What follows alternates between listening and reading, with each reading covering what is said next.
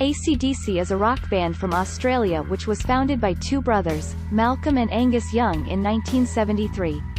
After several changes in band members, in 1975 ACDC managed to release their first album with members, Angus Young, guitar, Malcom Young, guitar, Bon Scott, vocals, Phil Rudd, drums, and Mark Evans, bass. There are some interesting facts about the members of this band that will be shared in this video. So enjoy watching.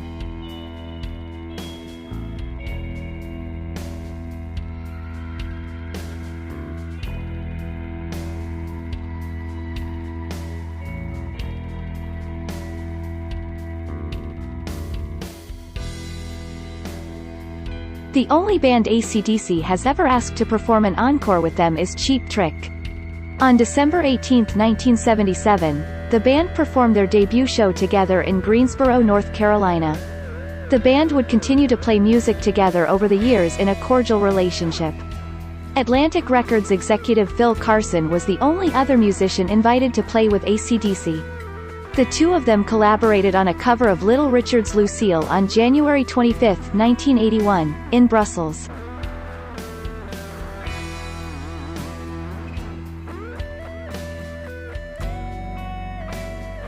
On November 4, 1975, ACDC played their first ever headlining concert at Melbourne Festival Hall. They had support from John Paul Young of Love as in the Air fame and Stevie Young, who would later be considered to succeed Bon Scott. 4 cameras were used to film a high-voltage promotional video.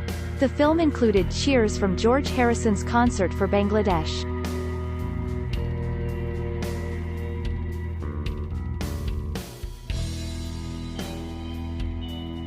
Axl Rose had been the lead vocalist for ACDC while the band was finishing the rest of their tour in America.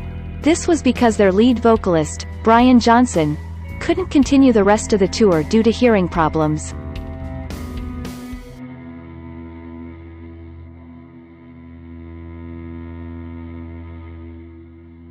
Between 2009 and 2010, when computer hackers attacked Iran, the Stuxnet virus caused thousands of computers in Iran's nuclear facilities to crash, many of which were playing Thunderstruck loudly.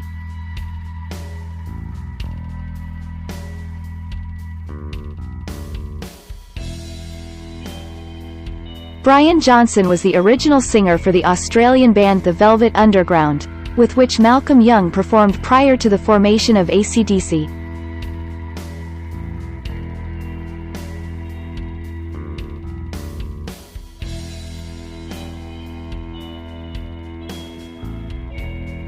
It is said that the band members were all seated in the back seat of a car driven by the devil, who was allegedly staring in his rearview mirror.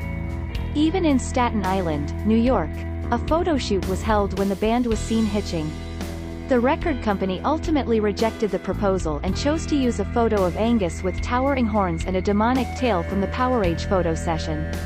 On the reverse cover, one of the fresh photos was utilized.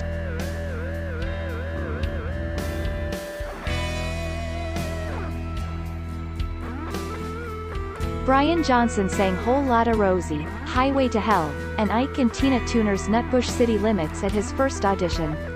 He was requested to write the words to Givin' the Dog a Bone at his second audition at London's Easy Hire Studios.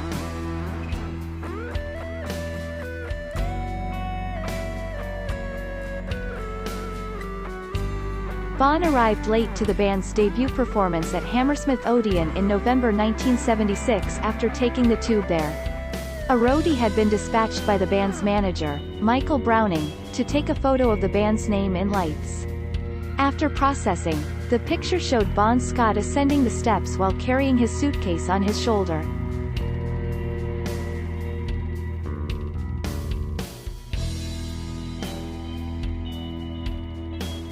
Angus Young is renowned for playing the Gibson SG guitar, which has become his signature instrument.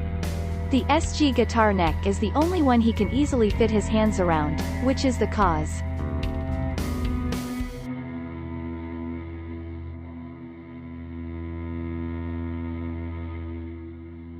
Prior to a performance, Bon often could be seen ironing his stage attire on the bar. He liked a large crease in his jeans.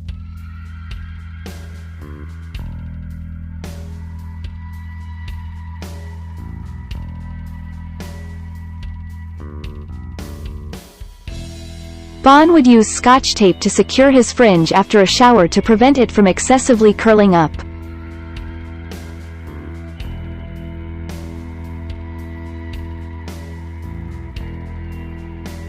As a young lad, Bon Scott developed an interest in show tunes and became a huge fan.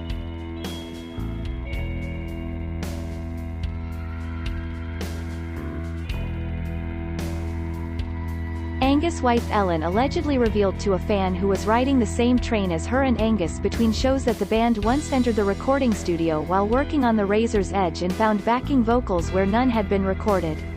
The vocals allegedly had a Bon Scott-like quality.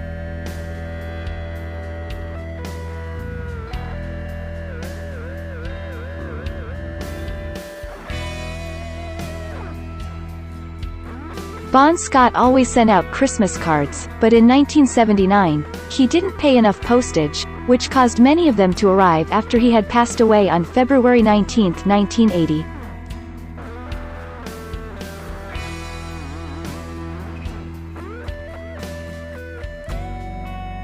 Bon Scott was known as Ronnie Road Test because of his outstanding motorcycle riding abilities.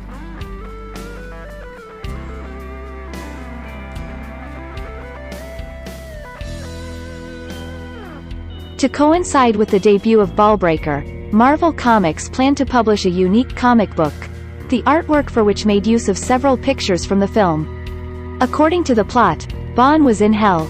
After winning a card game, Bon lets ACDC come see him so they may sing together once more.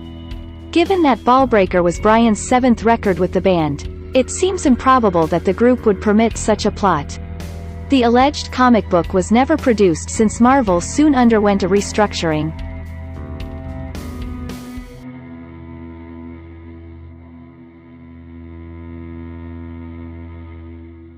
Bon's morning ritual involved gargling with red wine and honey to keep his voice hoarse.